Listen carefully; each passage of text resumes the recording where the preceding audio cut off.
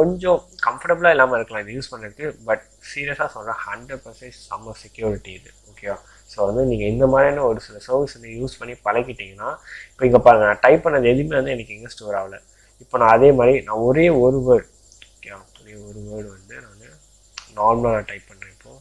Okay, இ 2 இ வந்து நான் type பண்ணியிருக்கேன். ஓகேவா? இப்போது பார்க்கலாம்.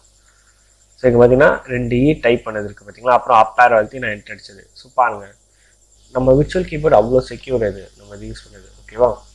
ஓகே, ஸோ இது வந்து வெறும் லைவ் அட்டாக் தான். ஓகே, ஐ ஹோப் உங்களுக்கு இது புரிஞ்சிருக்கும் நான் நம்புகிறேன்.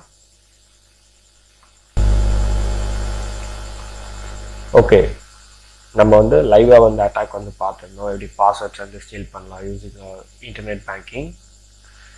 இப்போது ப்ரிவென்ஷன் வந்து பார்ப்போம், என்ன பண்ணலாம் அதை ப்ரிவென்ட் பண்ண அப்படின்னு சொல்லிட்டு.